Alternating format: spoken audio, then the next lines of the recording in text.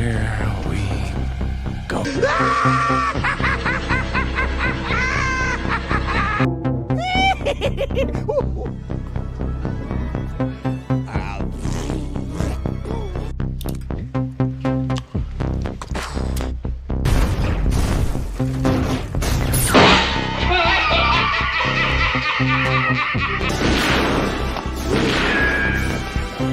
Is like gravity. All it takes is a little push.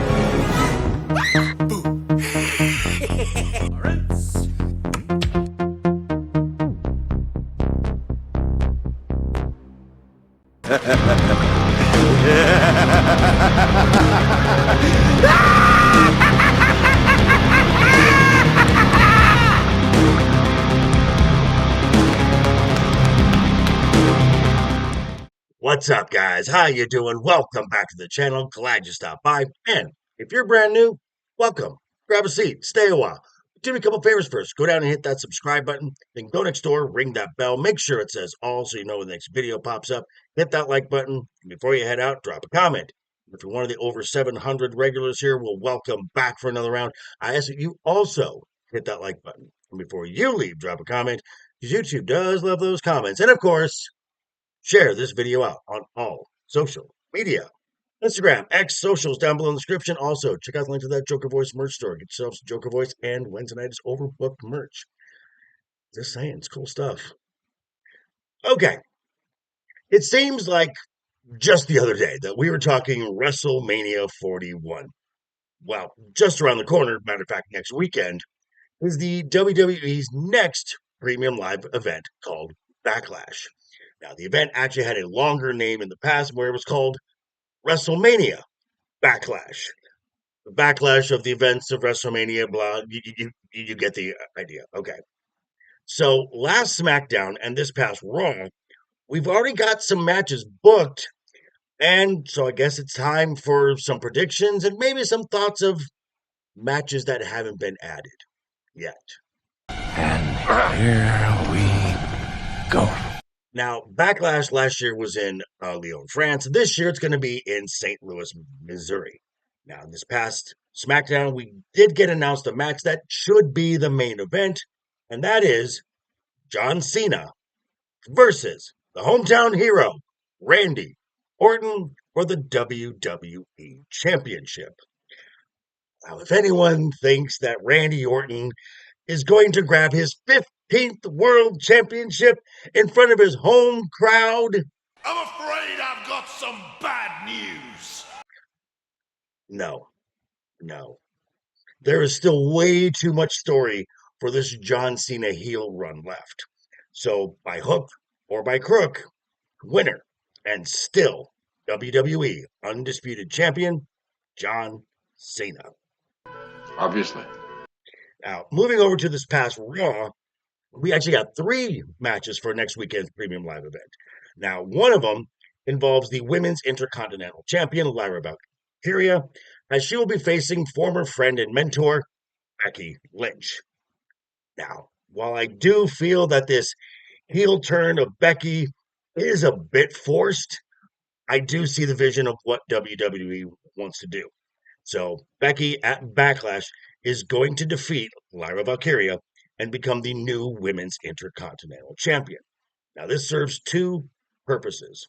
One, it puts some star power and some prestige on the top idol, makes it feel like it's more important. And 2, it gives Lyra a chance to do the babyface chase where she's coming from behind, and this will endear her and help get her over a lot more with the WWE Universe. Well, you're not wrong. Now, on its face, this other match that got announced seems a bit ridiculous. And that is Raw color commentator Pat McAfee versus the Ring General, Gunther. Yeah, ridiculous. That's putting it mildly. But it does serve a purpose. I mean, McAfee does have some in-ring experience, and he's very much over with the fans. He's very well liked. So the torment that he's going to face at the hands of Gunther will give Gunther back some of that nasty heel heat that he's that he really needs right now. And this is really a warm up for Gunther's next opponent, who, like Pat McAfee, is a former NFL player. You know the guy who has a 2-word promo, and those 2 words are pretty much "You're next." I'm just saying. Also, on Raw, we got another match pretty much set, and that is the World Heavyweight Champion, Jey Uso, versus media megastar Logan Paul. I see nothing wrong with this matchup because there's just enough Jey Uso doubters to actually think that Logan Paul has a shot at this. Rest assured, they're not putting the belt on Logan anytime soon. As a matter of fact, I see much bigger plans for Jey Uso and the World Heavyweight Championship. But for a first title defense, That's not bad. that's only 4 matches. And normally, Hall of Fame booking for a B tier premium live event, it's 5, maybe 6 matches tops. Well, I've thought of 2 possible matches that could be added into here. Now, on Raw, we had a match in the women's division, which offers a possibility considering the likely all-female Evolution Premium Live event later this summer. So you want to highlight your women's roster, and this will be a tag match, which the baby faces, you've installed the can they coexist, meaning there's tension between them. So this match would be Rhea Ripley with the current women's world champion Io Sky versus seemingly called up from NXT, Julia and Roxanne Perez. Oh my God. Yes. Now, there is one other match idea, which also puts the babyfaces in a tag team match in a can they coexist scenario. Now, considering this match would involve what is now the top story on Raw, I'd be surprised if this or something like this match wasn't on the Backlash card. And that is CM Punk and Roman Reigns versus the new heel faction of Braun Breaker, Seth Rollins with Paul Heyman. It's so badass. But these are just my thoughts. I want to hear what you have to say down below in the comments. And we'll be talking about this and a whole lot more stuff. You know what time.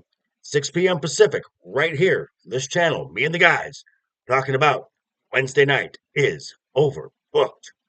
But yeah, thanks for stopping by, folks. Again, quick reminder before you head out the door, hit that subscribe button, ring that bell. If you liked the video, give it a thumbs up. If you didn't like the video, hey, thanks for sticking around this long. I appreciate it.